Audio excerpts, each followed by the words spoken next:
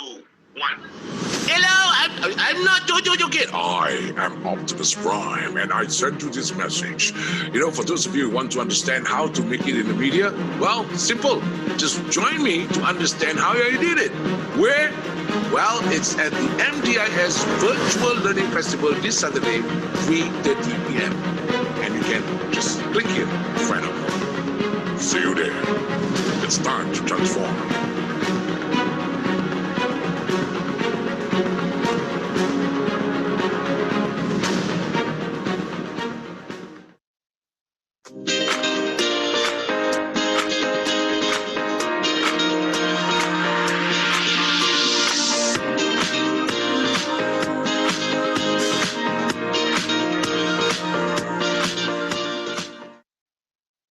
Hello.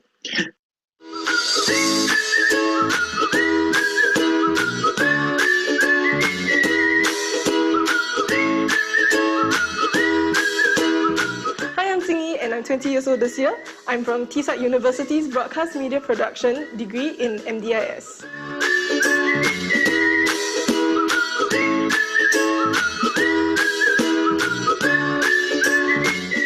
I was from a mass comm diploma. So after I finished my diploma, I was kind of curious as to where to go. So I've always preferred hands-on work as compared to theory-based work. So even during my internship, I was doing production.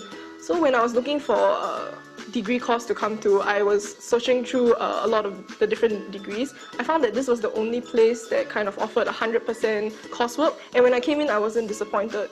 We actually did a lot of production-based, we did a lot of studio work, and it was very interesting.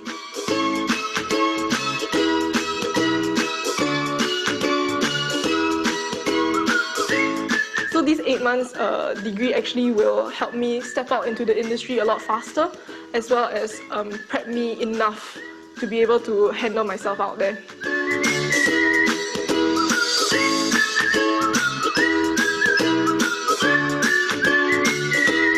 If you love hands-on work but you hate exams, this is the course for you, because we're 100% coursework based and you don't have any exams at all, which is amazing. So remember, Broadcast Media Production, TSAT University, MDIS.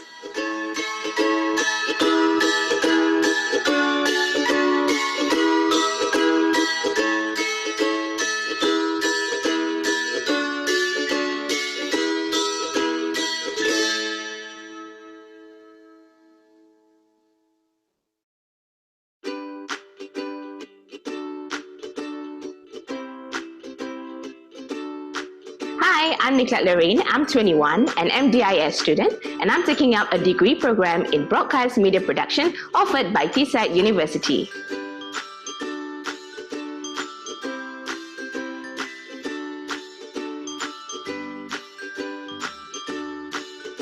Since young, I've always enjoyed doing broadcasts, so being able to pursue something which I really enjoy is something that I've been looking forward to my entire life. So here at MDIS, the reason why I chose this place is because I really enjoy the facilities here. I get to be in studio, I get to do radio, I get to do so many hands-on stuff, and that is exactly why I'm here and why I enjoy doing broadcasting.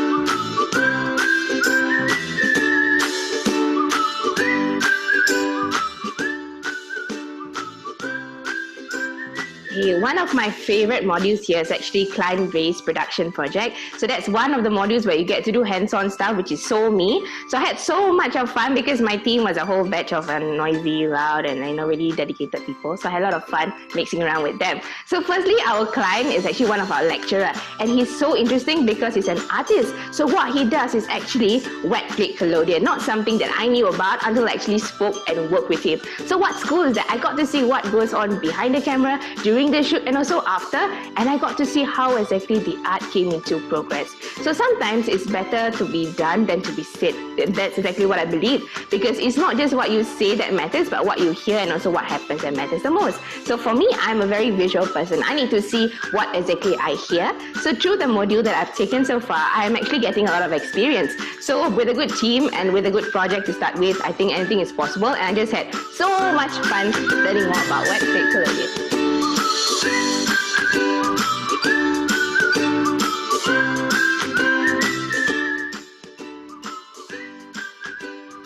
if you are interested in broadcast media production just like me and you're a super hands-on person, then why not come down to MDIS and check out the facilities that we have here?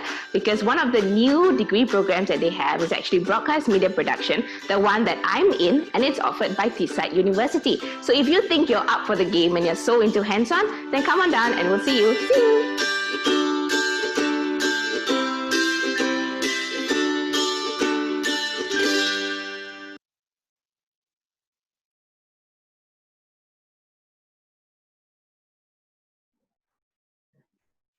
Hello, everyone.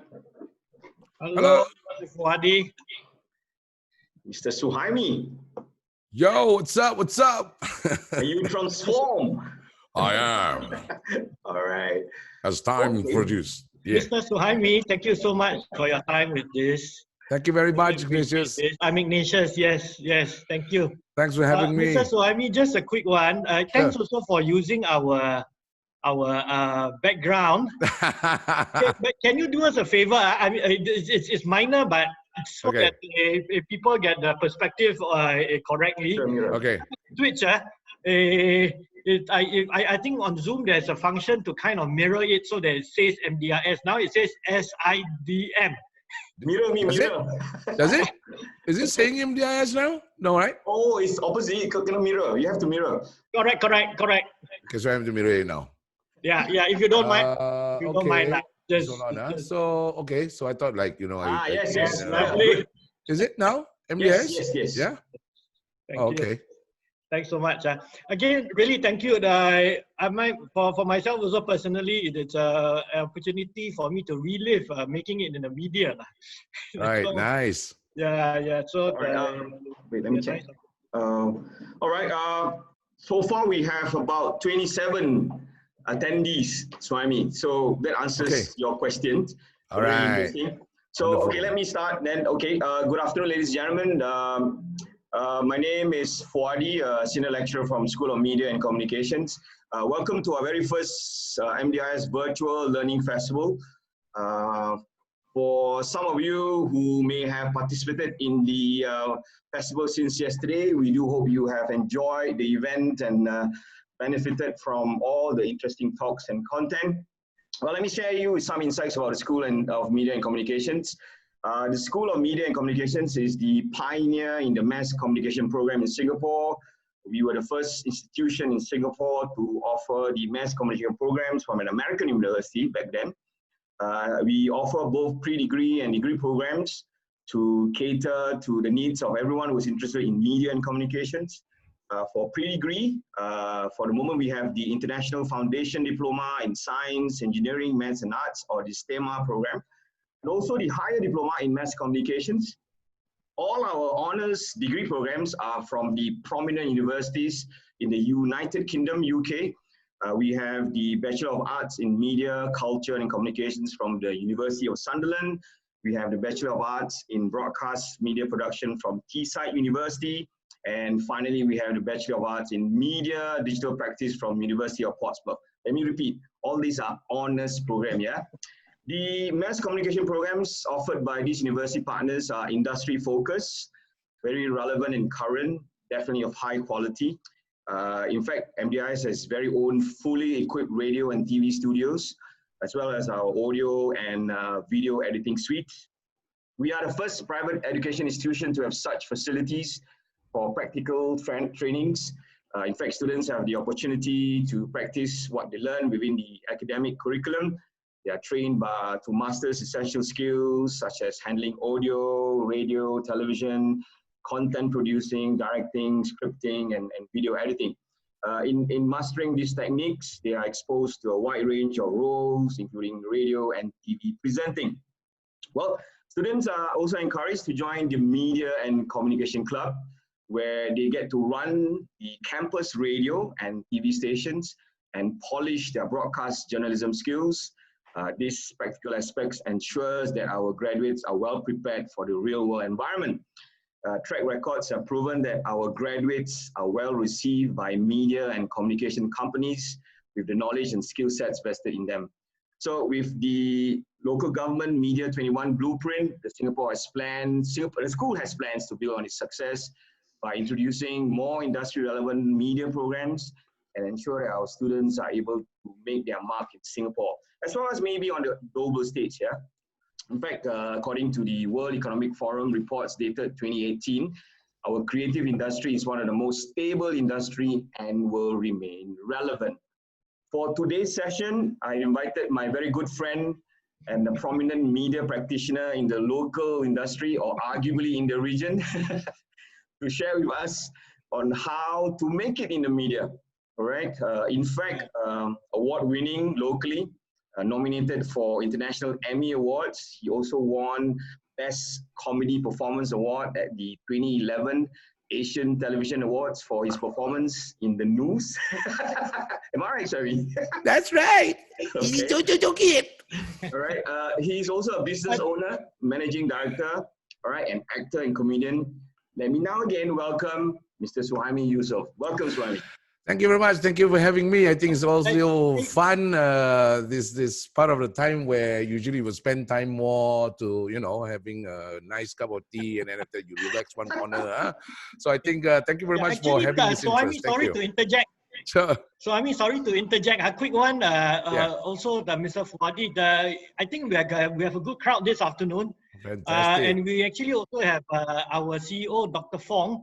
Oh, so nice. I mean, you were kind of like a prep by Mr. Fuadi that our CEO may actually join us. So That's Dr. wonderful. John Fong is actually with us. Just to mention.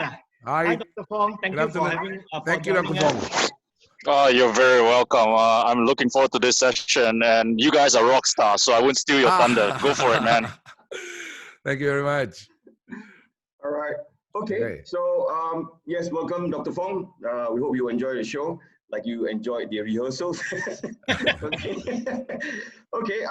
Before I commence on the event proper, everyone here, please be informed that we will have our short question and answer sessions, but do feel free to ask questions via the chat room. Right. In the essence of time, please keep your questions short to give others the same opportunities. We will try and accommodate and reply to everyone. Okay. So then, Swami, are you ready to share? Ready. You can ask me anything. Just don't ask me how heavy I am. I lost 10 kg simple anyway. Question, a simple question. I'm very sure those in attendance here will want to know. Sure. Maybe share with us, how did it all started for you in the media industry? Well, I think given the time when I'm actually one of the last organic kampong boy in Singapore. I was born in a kampong house in a room, kampong room, way back in 1969. That sends me far back. I'm actually a museum piece now. But I think life was much simpler back then. Then that goes to show like the kind of education that we have, the kind of exposure that we had back then was also quite straightforward, So thinking about how to get into the media back then was something that is never thought of, because when people ask you the question what you want to be when you grow up, right? Most of us will answer during that period of time when we're like 6, 7, 10, 9 years old. We probably would say, I want to be Superman. I want to be a teacher. I want to be a doctor. And I think there was not much option that we have. I think the only other thing that I heard during my time was basically this thing called mass communication. And then, a couple of friends of mine, we got together and say, what is mass communication? Means you communicate massively. That's quite messy. So anyway, traveling back through time, I was fortunate that I got exposed accidentally, because during the time when I was in secondary 4, or Sec 3, for example, I was okay, just to be sure that everybody, I didn't start to be someone who was very, bubbly and like to have companies or friends. No, I didn't have many friends. I was a very shy boy. We came from boys' schools, Montfort School, and then I only have like 2 or 3 friends. I was living in the closet. But something happened in secondary 3. Back then, when my teacher asked me to perform for Teachers' Day, and he pointed at me and he said, this is going to be your job, so you're going to do it for us in a class. That to me back then was a death sentence. But I didn't know that was the turning point in my life. Because apparently I was supposed to be like, got back to my friend and say, hey, what do we do? What do we do? It's just a 5-minute skit, okay? You be Michael Jackson. I ask you question, you answer those questions, and that's it. We're over and done with in 5 minutes. Zoom, that's it. Okay? Well, really. So when I finally got up to the stage, I was like shell-shocked. I didn't know what to react. I didn't know what to do. Next to my school was actually a whole entire Christian cemetery area.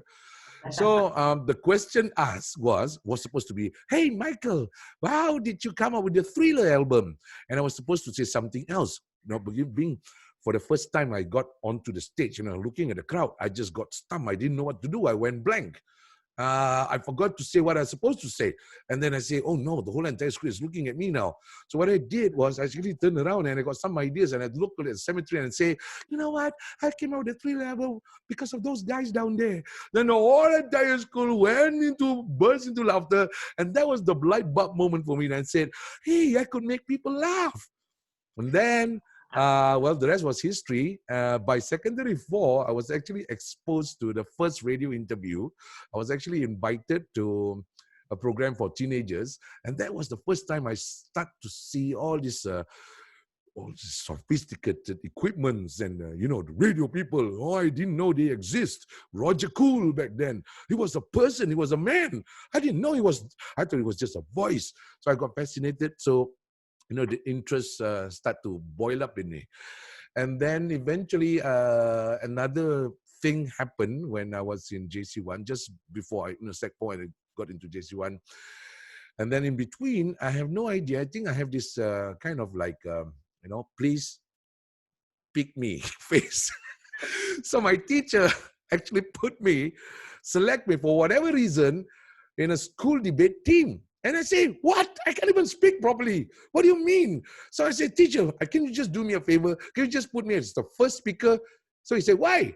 Because the first speaker just get up there, speak whatever it is from the script, and I sit down. I'm not going to rebut anything. Okay. We'll make a deal. Okay. And what happened was there was an invitation from the Singapore Broadcasting Corporation. So it was inter-school debate. We had no idea why I was there anyway. And then what came out of that was actually the producer of the program decided to do something nice. It's like, hey, you know what? I have an idea. I want to do a program by teenagers for teenagers. And that's how I got the first job. I got a freelance because they say, you got a voice that is broadcastable. I said, what is a broadcastable voice? I don't know. I was just like, I don't know what it means. So eventually, then I was invited alongside with 3 others. And then there you go. I had a freelance job at the age of 16, coming to 17, and to me, like, it wasn't about money because whatever that you get when we are young, right? And back then, money was big, like maybe $20 was something great. So, but the most important thing was like, oh wow, I was given a ticket to actually finally get exposed to all this, and that's how I fell in love. So eventually, right after my national service and all that, so I finally got married to the job, and I say, I think this is what I want to be. I don't want to be Superman. I'm not going to be Spider-Man. It just doesn't make sense. Scientifically, Spider-Man doesn't come out the web from the hand, so it's like, okay, that's science failure.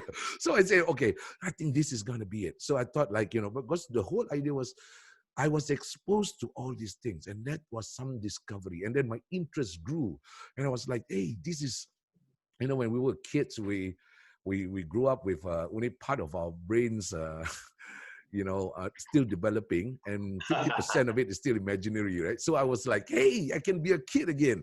So being in media, and I thought that was the first lesson in life that I learned. It's like, wow, this kind of job is amazing because, back then, you don't have visuals. We're just like a radio person. So I finally got married to the job. So I joined Singapore Broadcasting Corporation in 1991. So officially, in radio broadcasting, I had like 5 years of freelancing, while internship lasts for about 3 to 6 months now. But I had 5 years of internship, more than enough exposure to see things that I've never seen before in my life. And I got married to it. And, the interest just like, boiling and burning. I thought I was a volcano back then.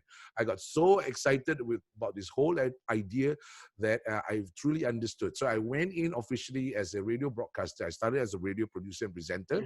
Yes. with the Malay station, 194.2 FM. So I joined 6 months into it, was still known as SBC. And then right after that, they changed the name to MediaCorp, TCS, and so on and so forth. So I got like 10 years of official. So combined in radio itself, I've got like 15 years of exciting journey. Yeah, 5 years into, officially 5 years into radio, then I became the assistant program director. So I was quite fast climbing up the stairs of corporate.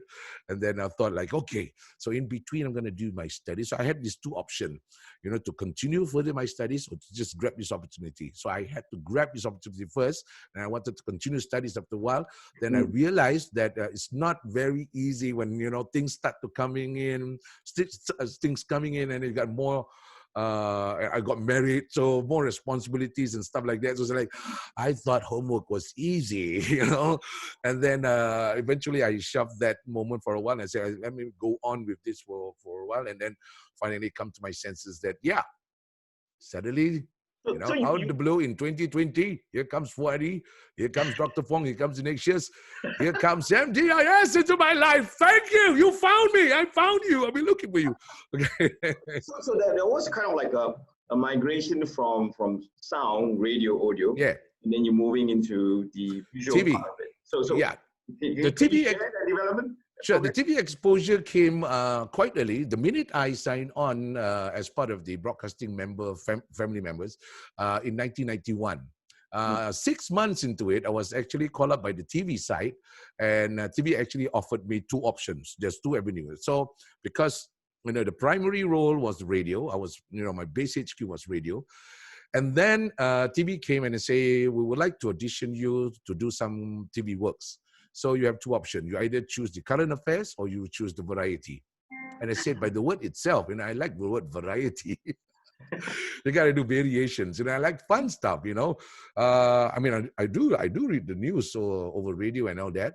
But then again, I was like, you know why? Let's have fun.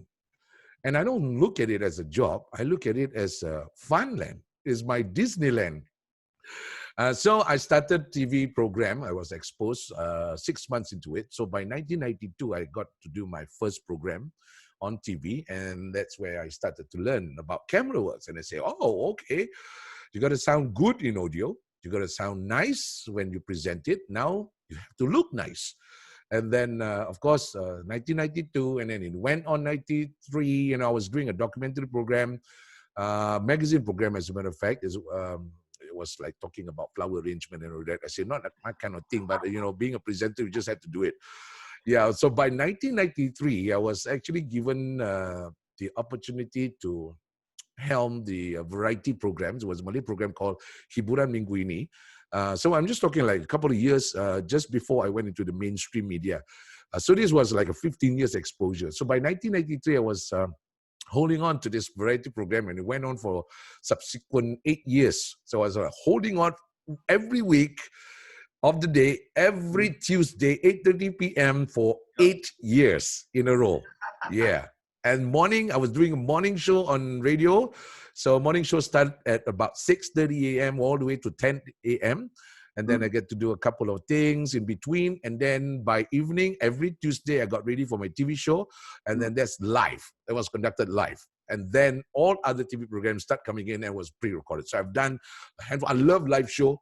I just love live show because it really, really puts you to the age where you really have to your wittiness. You got to be witty. You got to be creative. You got to be like, you know, how do you make mistake and turn it around? So it was like a very enriching program for me. So I was both in the TV and the radio as well. Yeah, for that years. Yeah. That's quite interesting in terms of the migration. I mean, obviously they have different target audience and everything. Yeah. With the discovery of a gem, right? This is in you, your talent that you have. You also went into film, right? So can you share? Yes. So by 2001, I actually left MediaCorp, not for personal reason or whatever, because I just like wanted to move, because I wanted to expand. You know, the only way for me to expand the horizon is to actually, you know, throw yourself into the sea and swim. And then when my CEO asked me, where do you want to go? Because he was about to make me the, you know, the vice president for radio and all that. I say, boss, I think give me a month. So eventually, after a month, I came back to him and say, so have you made a decision? Yeah, I want to quit. I say, where do you want to go? No, don't get me wrong. Don't get me wrong. Treat me like a grown-up kid. Now, I got some feelings. I want to get married. So if we're going to get two set of parents, it doesn't mean I'm going to hate you, man. So never, ever burn any bridge. Our relation was very cordial. So he respected my decision. He said, okay, whatever it is, if you feel like coming back, the door is always open. I said, thank you, sir. Thank you very much. And then I said, okay, then if I didn't say, where do you want to go? And something just blurted out of my mouth. I said, I want to try swim with a whale. I said, what do you mean? I don't know. I'm just saying it for metaphor. I don't know how it feels. So the minute I left, 2001, I took a sabbatical leave in a way that one whole entire year, I didn't do anything. I was like, indulge myself in books, reading all kinds of materials and all that. I was just like, recouping myself to reset and reorganize my brain. By 2002, I got offered to do some acting work. And that's where Channel 5 eventually called me up and say, we want somebody familiar to be a good friend of Lydia Sam. I said, who's that? I said, Lydia Sam, the popular Hong Kong actress. Did you know? Oh, okay. So it's called Living with Lydia. That was my first debut English program and also my debut acting, because I was never known as an actor. I was always known as a host on Malay programs.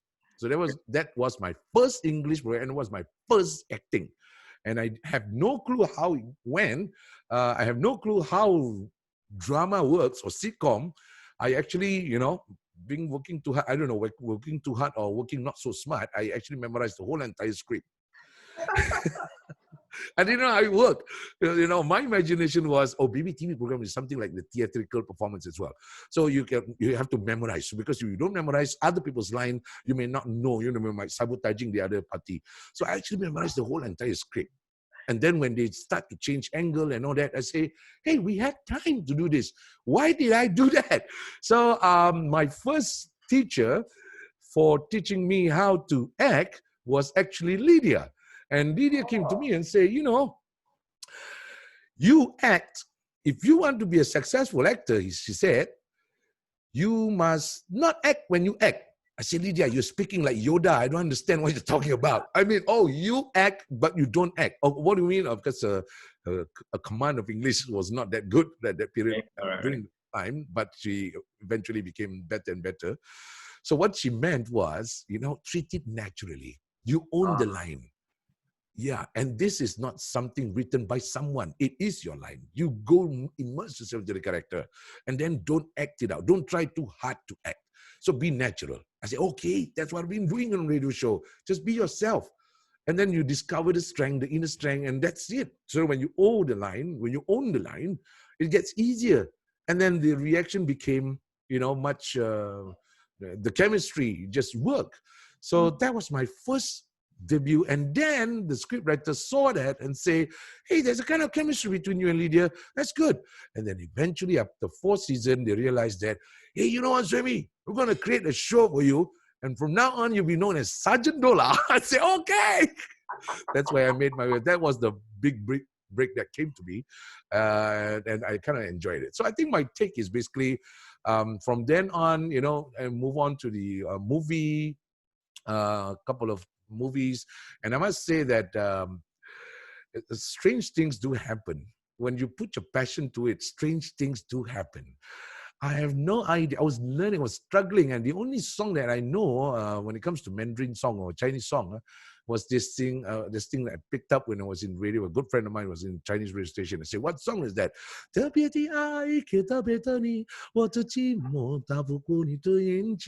like, oh, that's an evergreen song. And you know what? I've been like singing that song for over 25 years. And that impressed many parties. And they say, you can speak Chinese? I said, no, I can sing Chinese song. And then it came in with that alone, 9 Chinese movie, just 1 Malay movie, 9 Chinese movie. And I had a drama 2 years ago. It's called Life Less Ordinary. And I was supposed to play, I played the role, I was the husband of Eileen Tan. We have like mixed marriage and all that, So, and then there was like 2 seasons of Life Less Ordinary. It went on for 120 episodes. I can imagine 120 episodes without me even understanding what a single word they say. So I like, okay, so how do I do this? So you see, you take it as a challenge, and then you take like, how do you overcome a challenge? I mean, Richard Branson always said, if you're presented with the opportunity, just grab it, take it, and then think about how to do it later, right? So I said, okay, that's what I did. And what impressed, because what opened the door to movie world was the fact that what's this drama, right? And they say, hey, you can speak Mandarin, not bad. Okay. So there was a scene where Eileen, supposed to be my wife, fell ill. And then when she dropped from the chair, dropped to the floor, and then I was supposed to like react to it and then say, because the director said, okay, you go in, take her up and say, quickly, I'll bring you to the doctor in Mandarin. I said, okay, I'm going to do this. So I asked the director, how would you say it? He said, okay, so there you go. And action. Oh, quite, I was like, wow. And he said, very good take. Wow, that was a very good Mandarin. Okay, thank you.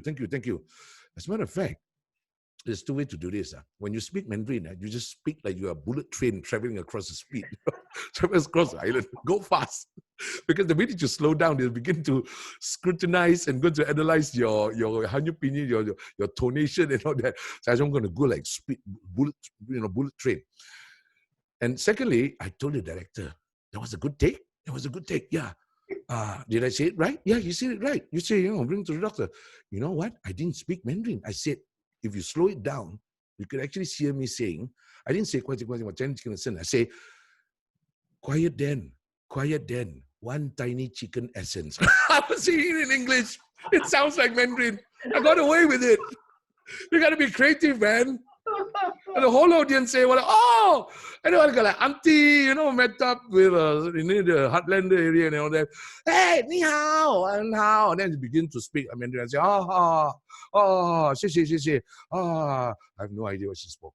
Yeah, but it gave me interest to like cross border. So you picked it up, you learn, and then 2 other dramas on Channel 8 came, and I was like, oh my goodness, I was on Channel 5, I was Channel 8, I was in Suria, I was everywhere. And then came the opportunity when I crossed over to Malaysia and all that, appear in Astro, in TV3 and all that. And then that was the first debut also came. It was a movie called Psycho Pencuri Hati, or Psycho the Thief of Hearts. That's a Malaysian movie, yeah? That's a Malaysian production. And then I appeared there. And to be honest, that was the only Malay movie I appeared on. I think most Singaporeans probably would thought like, are you really Malay? I think you're Chinese. No, I'm not Malay. I'm not Chinese. I'm not Indian. I'm just Singaporean, man. Yeah. So you kind of like communicate with people. So I look at TV, radio, and movie. It was a very fantastic journey because you gotta love communication. You gotta love people. This is a people, inspired industry. Yeah. And because of that, it doesn't stop you. And the formula is almost the same. Whether it's radio, whether it's TV, or whether it's movie, when you learn about do, re, mi, fa, sol, la, si, do, and then you start to play that and use that chord, the guitar or the piano. When you know do, re, mi, fa, sol, la, si, do, you know how to play any instrument. That's my take. Yeah. Okay, that's interesting to see the progression and in a way your advancement. I mean, clearly they have also recognized your ability, and you won several awards. Within the local. I forgot to mention that I also appear on Vasantham Central as the love guru. So Indian movie, yeah.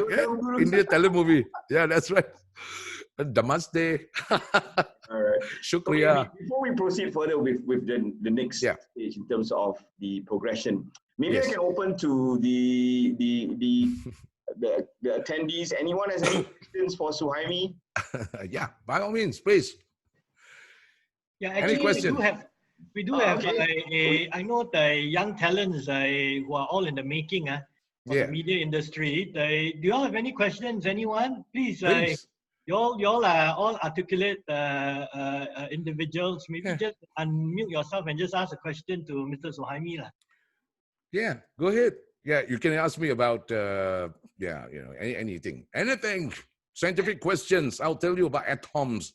I'll tell you about the speed of Earth around the sun. Ricky, is that you? Yeah, hi sir. Hi. Hi. Ruti. I want to ask, so I'm graduating soon from Fantastic. MDIS. Wonderful, congratulations. Do you have any advice for me, like, to know the industry, like how should I prepare to really go into? I'm currently in mass communication. Right. Yeah, Mr. Fuadi is my familiar. lecturer.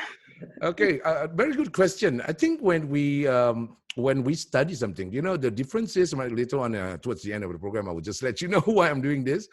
But before that, I think the first thing we got to ask is, what do we have in us? Whether it's the organization, whether it's the school, whether it's the media, whatever it is, people tend, when we live in Singapore and any parts of the world, as human beings, we love to complain. Yeah, why are they not giving me opportunity? Why are they choosing everybody else on top of me, right? But the fundamental question that I had when I went into MediaCorp, or when I went into the media industry, the first thing I asked is, what can I do? What is my strength? What am I inclined to? So that's going to be the basic question. So some people are very good with their hands. Some people are very good with their imagination, because media is such a wide world. Some are very good in front of the cameras. Some are fantastic when it comes to writing. So you got to ask yourself, what is your fundamental strength? Because when you know that, it doesn't take a while for you to realize that you start growing. By the time you realize, it's like over time, hey, I'm really good at writing. And that's where I dwell. We always have our super strength, and then we have our secondary strength. So I asked myself, what is it I'm good at? Then I found out that, hey, coming out of the closet, I was a shy guy. And then the opposite was like, I begin to love to communicate. This was a treasure that I found. So I begin to speak to a lot of people. I make friends not only with the producer, not only with the director, I make friends with even the auntie, the cleaning auntie, because the whole totality was like, you just love people. And you never know. The guy or the AP or the production assistant was like, the lowest in the rank of the production, you might put it that way. But, he's a human being. So I make friends with them. And who knows, sometimes your name float around because of the recommendation, not by production, producer or director. We always see that these are the elite of the decision making, right? No, it's not true. Sometimes the recommendation came from AP. Sometimes it came from someone who's like, just there to set up the props. I met this guy who was very funny, blah, blah, blah, blah. So you make friends with everyone. And that's how your network grows, because you look at human as being human. And then, of course, in order to prepare yourself, the first thing that you need to do is, what is it that you're strong at, and what would you do, even for free, even for nothing? You'll do it anyway. That's the strength. That will keep you going for hundreds of years. Seriously. Yeah. From a shy guy, I love to talk. And then I said, one of the things that I discovered when I turned around and say, I did the 311 for those guys, I realized that I had humor. I could make people laugh. So humor was my defensive mechanism. It was my tool, my system. So whenever it is, when we start with humor, people tend to back down a bit, their defense system goes down. So it makes communication much easier. So whatever tense situation, you want to enjoy. People say, I'm going to act for the first time. How do I do this? Will I be, do I look good? I don't bother about people. Just get to yourself, inner strength. So I was wearing spectacles when I did the live show. And then for the first episode, I was like a little bit conscious, just like any other host. I was like, do I look good? Do I okay? Am I hands okay? Am I right? Oh, why is that guy not laughing? Why is that guy frowning? Why is that lady? So what do? I remove and I change the world by removing my spectacles. I couldn't see you at all. Now I see you only a whole blur. And I don't bother. I'm going to do my work well. Yeah, so enjoy the show, enjoy yourself, enjoy and grow it. Because it's similar to what you just mentioned, Suhaimi. There's a question by Jerome. Sure. Claiming that the road to the media industry is paved with rejection. How do you advise in terms of dealing with rejection and moving forward? rejection happens every day, rejection every day. You're not the most good-looking guy. Every girl rejects you.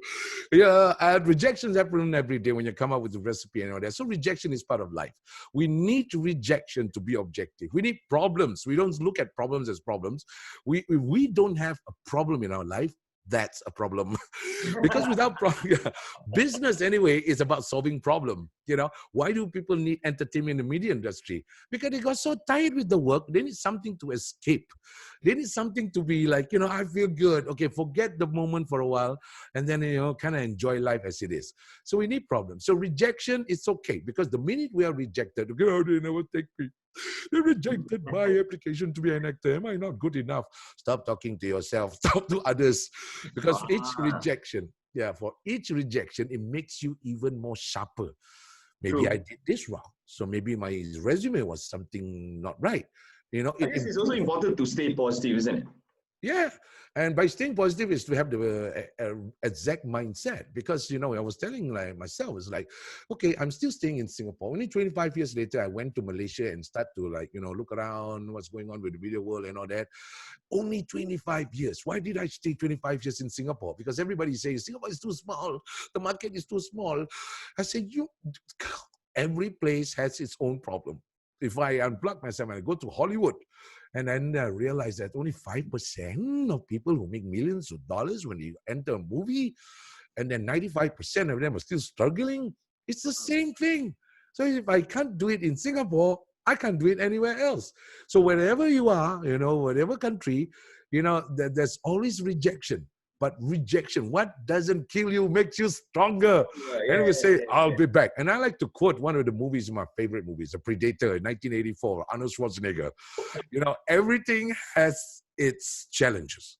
Yeah. If it bleeds, we can kill it. Just go for it. Don't give up. I hope that answers. Mr. Fuadi, there's one more there. Sure. I thought I'd just highlight. Mr. Suhaimi, this our student or participant Jari is wondering, how would you recommend for an aspiring actress here in Singapore? How do I recommend aspiring actress? Don't be an actress, just act. Expose yourself to. I started out with being freelancing as a radio broadcaster and all that, but that doesn't mean that I did not try acting. There was an offer by some cultural groups, and usually when you do this kind of performance, they will always say we don't have budget. So I took on the job, after rehearsals, theater and all that, and acting. I did theater as well during my school days. Right after that discovery of the Holy Grail that I was actually make people laugh, then I started to join, and then eventually, you get paid like $30 and $50 for a whole 1 month hard work. So money wasn't it. I said, okay, I got paid $50. But you know what else I gained? I gain experience, I gain knowledge, and I know how you work now.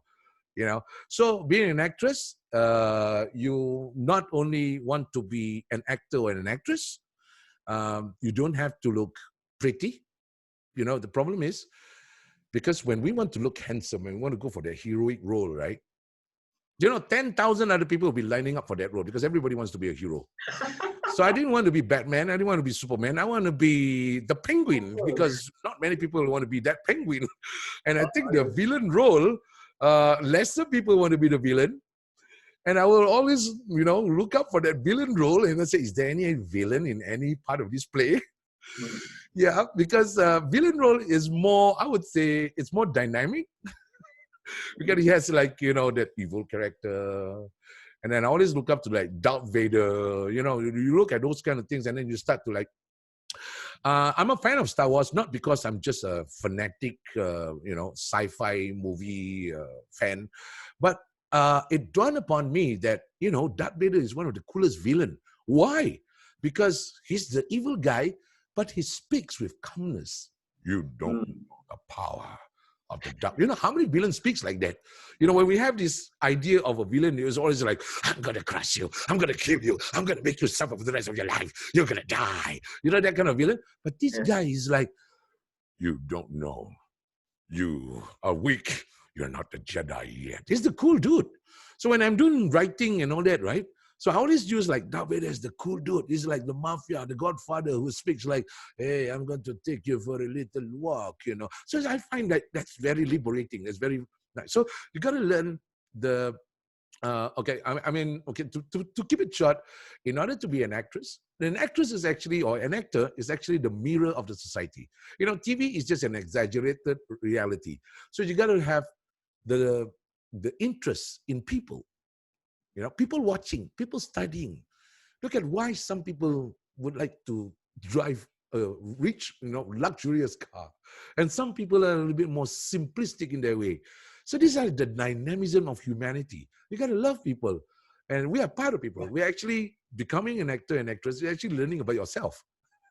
And taking up a role. Yeah, taking up a role, you begin to understand about, you know, the idiosyncrasies, the little habits of this particular character, and that actually is present in everyone. I like to quote how Mr. Bean, Rowan Atkinson, he did a thesis about this weird person, and eventually what he did became a character called Mr. Bean. It was basically about people watching, about observing, and what would happen if someone who behaves the opposite way of normalities. And boom, there you go. It's a big hit. It's Mr. Bean. So you got to love people. So to be an aspiring actress is pick a role model. Pick someone that you like. Pick someone that you just don't like. And then one day, you know, just tell yourself that I'm going to represent that person, that role model. Or I just don't like this person. I just don't like the way this person talks. I'm going to be in that shoe. It helps you.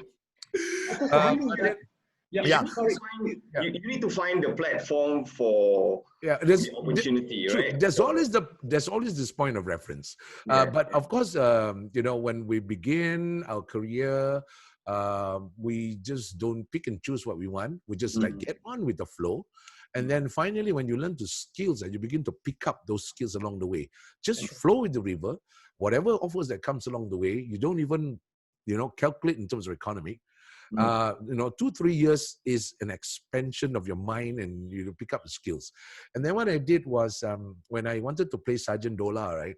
So I was thinking like, okay, to be honest, when I got the role of Sulaiman in Living with Lydia, I had to use a reference. We definitely had to use a reference. So my reference for Sulaiman in Living with Lydia, which worked well, I didn't tell the director or producer about that. I actually used Will Smith in Prince of Bel-Air. It's kind of cute. It's like, hey, this guy is, you know, he's a black actor, but, you know, even the whites or any other race is quite universally accepted as compared to like maybe perhaps Eddie Murphy and all that. But this guy resonates with everyone. So I was like, how do I become that? You know, so I keep watching. I'm a great fan of Will Smith. And I said, okay, I'm going to be like the Singapore version of that guy. And then when I had the role of Sergeant Dola in Police and Thief, that reminds me of a show that I watched when I was very young, way back in 1978 or something like that. There was this show that went on for 2 seasons. It's called The Misadventures of Sheriff Lobo. He looks like the guy who is in control of the whole town. But the minute he performed his duty, you know, the whole town just went into messy. You know, he's a screw-up guy. But his outlook is like, I'm in charge. I'm in control. So when I got Sergeant Dola, when the director or the writer explains about the character, immediately Sheriff Lobo came into mind. And I say, Sergeant Dola was actually Sheriff Lobo, but Singapore version. It makes it easy. And then you put in all the other observation, and then voila, it becomes. So you kind of flow with it. And then these are the things that brings attention to the audience, because it's not the director, it's not the producer, it's the boss, is the audience. I always put the viewers as the top priority. The boss is the one that kept you going. The boss says, I want this guy. So the viewers, the audience, they will say, I want this person. I want this actress. They're very good. You know, they decide your career. So do it for the audience. Do it for the audience. Work together with the production team, but do it for the audience. The audience is your boss. Okay. I guess, sorry, I think just one more question before Mr. Fuadi goes on to say the program that you're going to take with us, Mr. Suhaimi. Sure. I guess in order to make it also in the media, whether you're an actress, script writer, whatever the case is, You need networking. You need that first opportunity to be given to you.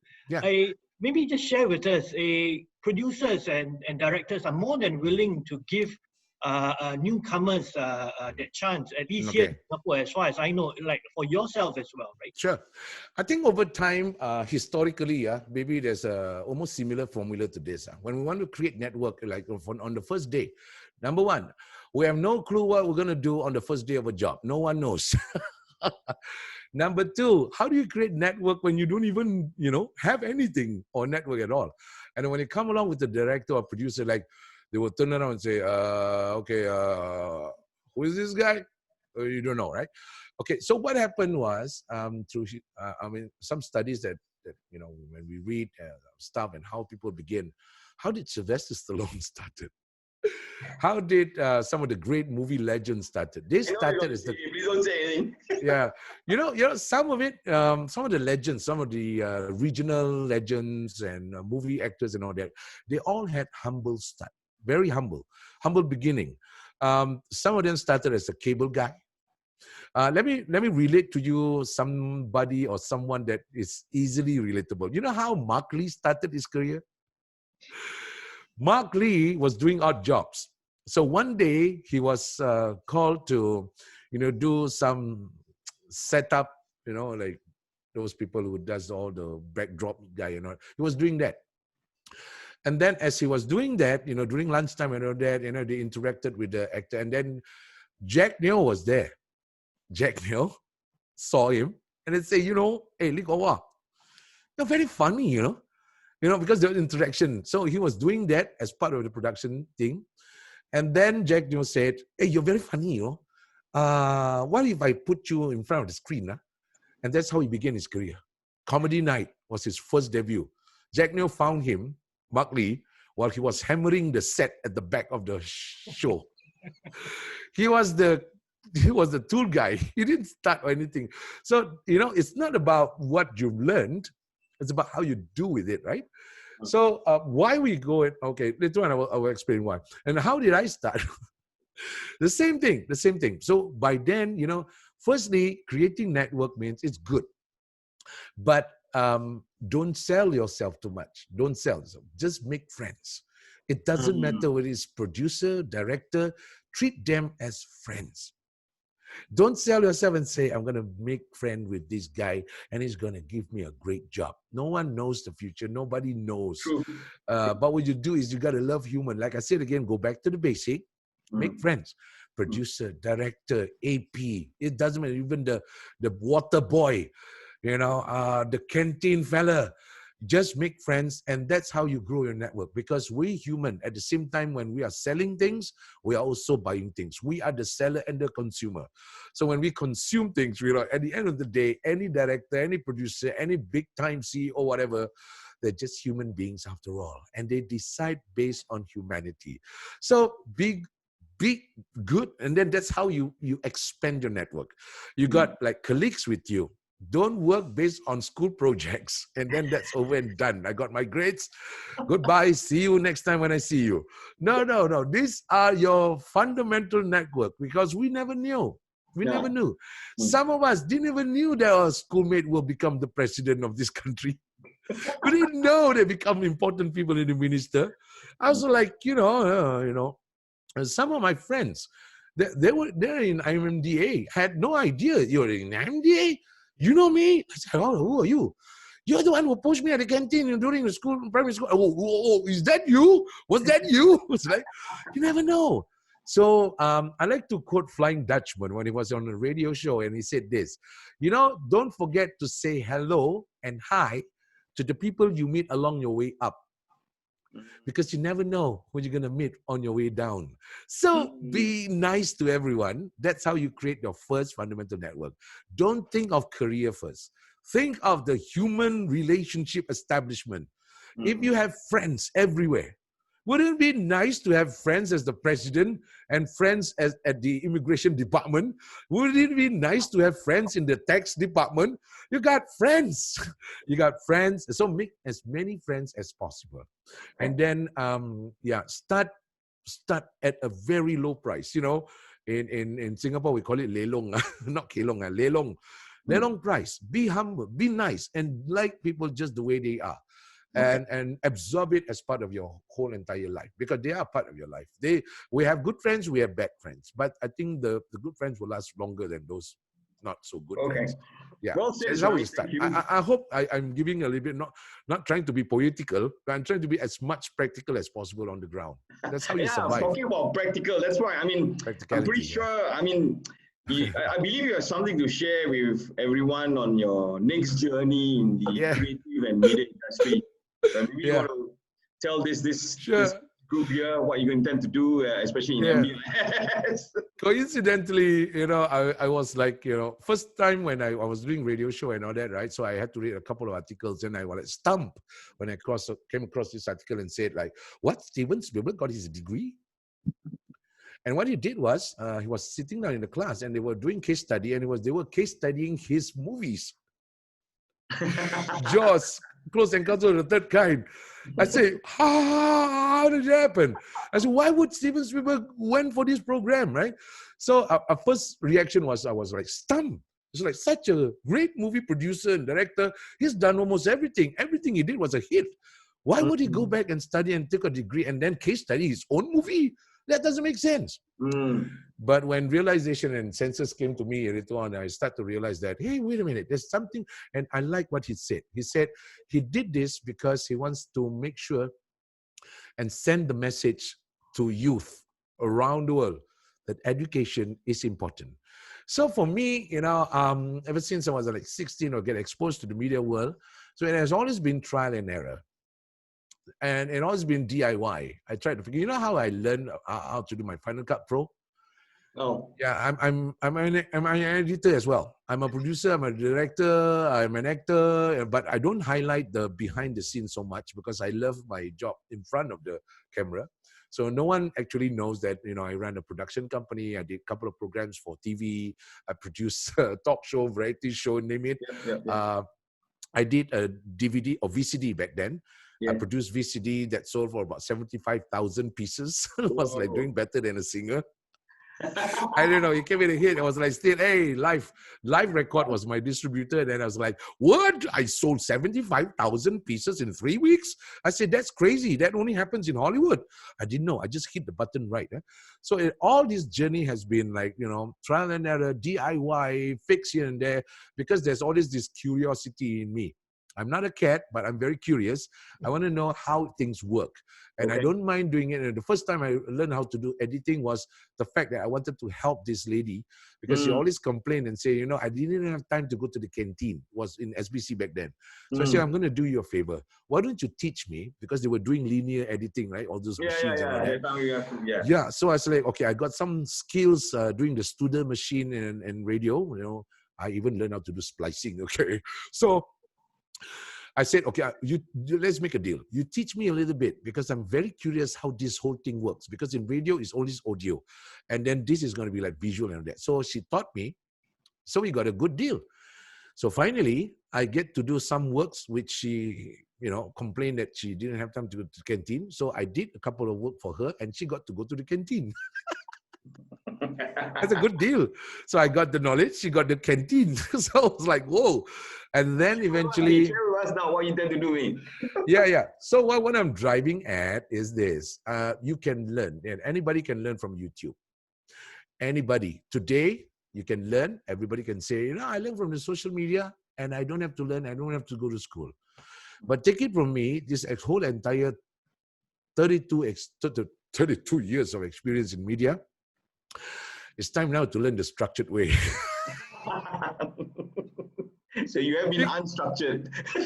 Yeah, I kind of guy like you cannot contain it in a box. But I had a fair share of my flexibility, and I must say that certain things you have to struggle a bit because you have to figure out.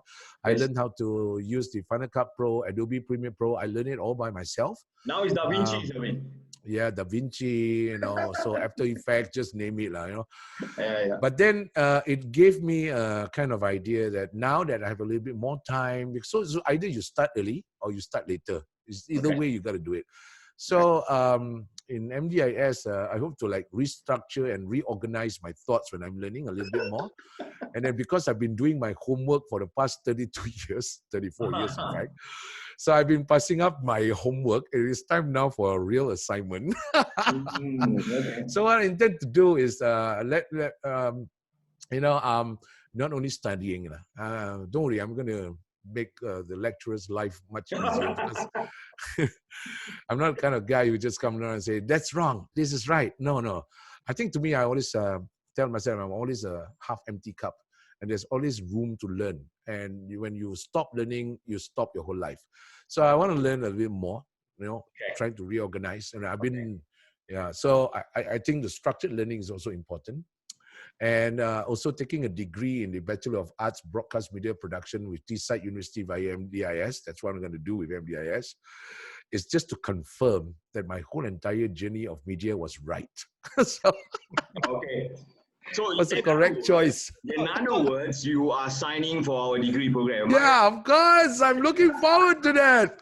I'm going to join you guys. Mr. Suhaimi, since our CEO, Dr. Fong, is here and you are going to be our classmate, or maybe, and you did say, hey, maybe it would be fun if Dr. Fong was my classmate. No, I was just thinking, since Dr. Fong is here, maybe if you have a question for Dr. Fong, Dr. Fong is our CEO, by the way. Yeah. Maybe we reverse the roles now. Instead of us asking you the question, maybe you want to just ask Dr. Fong a question. As a prospective student, yeah. I don't have a question, but I got a statement. Dr. Fong, I want to grow up to be you. Hi, Dr. Fong. Yeah, probably. No, but I think that it's going to be a fun journey because we learn through all kinds of things. So I think a whole different mix. Well, so apart from learning, I think there is a certain part which I hope I can contribute, based on the experiences and all that, handling all the cameras work. Why I did production, or why I became a producer and director was the fact that I was adamant to be, doing well for acting and hosting. So I have to understand the mechanical or the mechanism behind the production. So when we have done produce, and that's the reason why we learn all these things behind the scene, right? Because being a good actor, one of the question was being an aspiring actor, right? Is to learn the ropes and means, because once you put your shoe in the director's shoes, in the producer's shoe, then you will know some of the challenges and then you make things easier. Because you know how they function, you know the mentality. So it becomes like a more wholesome teamwork because visual production is all about teamwork. Pretty sure you have more of such experience in the class with your classmates. Give me some moment here, Suhaimi.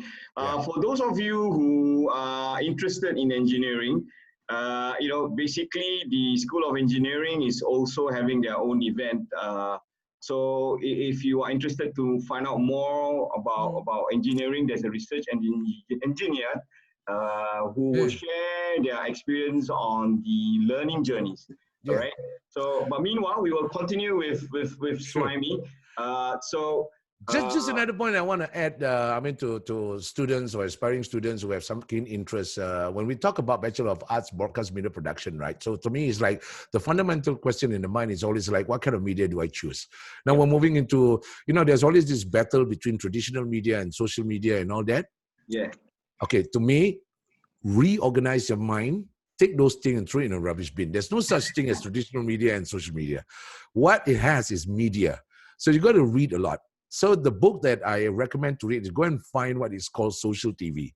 So what it does is the whole media is evolving. So it doesn't mean one live and one die. This is not Transformer. At the end of the day, one shall rise and one shall fall. No.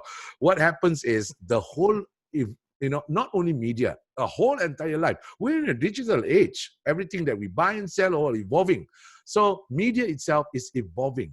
But the fundamental idea, the rhythm to it is still the same. True. So taking it is, what the school does is basically to show us the tools. And it's important not just knowing the tools, it's what do we do with it. It's the same thing. It's the do, re, mi, fa, sol, la, si, do. Media is media. It's going to be there forever. Yes, I think we will have more such sessions in class and maybe future events. But I intend to learn, not to give lecture. I want to learn from you. I want to learn from English. I want to learn from Dr. Fong. Well, ladies and gentlemen, we have come to the end of the session, and I would like to thank all of you for your participation, and of course, my special guest for their very interesting insights on making in the media. For those who have found the session interesting and who want to know more about our program, I've actually so invited my other good friend, Jeremy, who will also share with all of you on some good news if you sign for the program during this festival. So Jeremy, maybe you want to share something? I just want to touch a bit about Jeremy. Jeremy took about 3 minutes. I'm convinced. I knew it. I say, Jeremy, you don't have to say anything more. I know this thing. I want to be part of the whole family already. That's it. It took him 3 minutes, and he said, "Go like, you sure you got any other question?" No. So I went in. Go ahead, Jeremy. Okay, thank you. Can you all hear me clearly? Yeah. Yes. Okay. Yeah. So hi everyone. So my name is Jeremy. I'm the program consultant for the School of Media and Communications. Yeah. So yeah, thanks, Mr. Suhaimi, for the sharing of knowledge and experience. I think all of us had a bit of benefit from what you shared today as well. So it's been very helpful. As well, so for the students who are attending the session, I'm here to assist if you need any questions answered, or if you want to ask anything about the course, me and Mr. Fuadi can help you state your worries or any questions you have, like any inquiries about modules in the course as well. Or if you're looking to put in an application, you can look for me as well. I've put in my contact details. I'll post it again later in the chat. Then you can then contact me through there. Another thing to note that is that for the Learning Festival, just take note that the discounts and rebates will only be applied for today. So if you want to take part in whether you want to take advantage of the discounts, you do have to put in the application by today.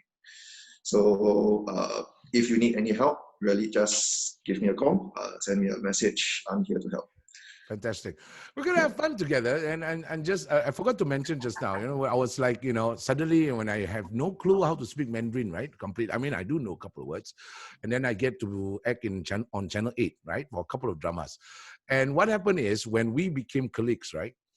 I swapped role. So when I became a producer for producing for Surya, Malay program, Malay drama, right? Yeah. Do you know that I actually introduced people who have no clue and not a single word they understood in Malay to actually act in drama? I introduced Chua and Lai into Surya, Alaric Tay. I introduced Patricia Mock. Wow. I introduced Henry Tia. And they were all in Malay drama without them even knowing how to speak Malay properly. So this is how it works, It's like we can do wonders when we expand our network. This is what you mean by expand. I really look forward to that. I mean, again, with your network, with our network together, I don't know. The MDIS will be at a different level altogether. You got to change it to do movie development international of Singapore or something like that. Thanks. Mr. Fuadi, can I suggest to end off the afternoon, right? It's always nice to end with a nice picture. Is it possible to just do that or not? We ask everyone, all our participants, on the video camera. Everyone. Don't be shy. Everybody's showing their face now. Come on. Everyone show your face, and I don't know whether everyone can show their face. Yeah, probably some of them will be in the Jari, we answered your question about being an aspiring actress. So thank you for keep going. You got the looks. You got the looks of a model. Jerry is actually from the cinema program, and she's actually. Jeremy, put your camera as well. Can we have all our participants, Muhd and all that? Jerome, if you have our cameras all on our laptop, desktop, we just put it on. And join. Where's everyone? See, we managed to answer your question too. If not, then just always drop us a line, okay? Well done, Amirul. Thank you. Shall we just everyone put on our cameras and put on the camera? Don't be shy. Oh, finally get to see faces, everyone's faces now. Yeah. Very good. Keep going. How do we make it into a mosaic? I guess Mr. Fuadi, you will just do the honors, Ken. Yes. I gotta get everyone first. Mr. Jerome Douglas, is that you? With or without mask on, it's okay. Why not, right? Douglas, Casey, Sneha, are you there, Sneha? Sneha is also from Astema. Thank you, Muhd. Are all these people going to be my classmates? May well be. Not yet. Yeah, I'm going to tell you a little secret. You will probably definitely, prove yourself to be good. Showcase, yeah, it's okay. Yeah, and then I'll connect you with some of the talent I guess that's about it. I can think of. Okay, smile, everybody. Yeah, smile. Three, Yeah. 1, 2, and cheese. Okay, one more time. Nice. 1, 2, and cheese. Okay, all right. Yeah. Okay. 1, 2, and really cheese. enjoyable afternoon. I really enjoyed it. Thank you very You much. gotta get numbers right. Yeah. It's not 1, 2, and cheese. It's 1, 2, and 3.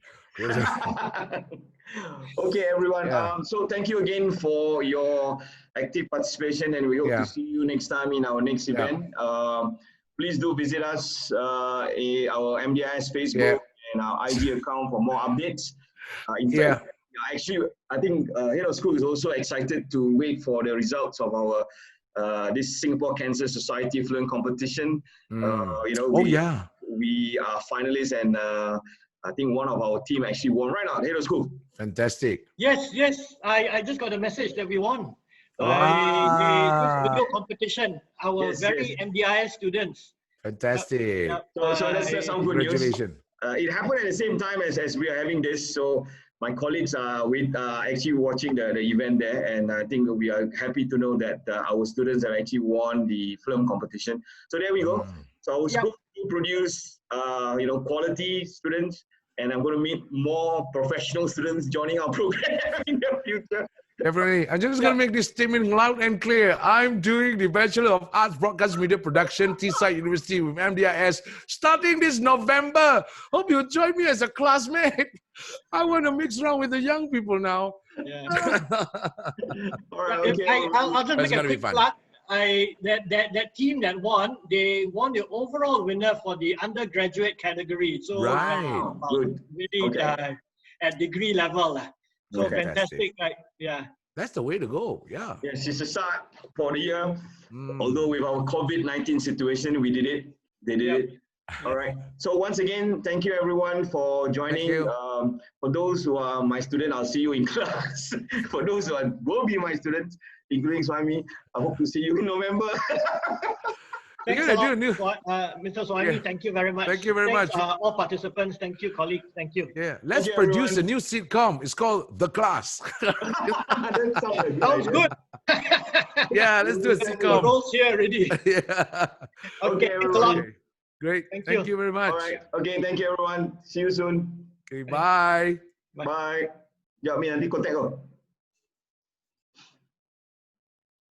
Jeremy, anything else? No, I think that should be it as well. Thanks. Yes, sir. Okay. Okay, I'll meet up with you soon. Okay. Okay, bye.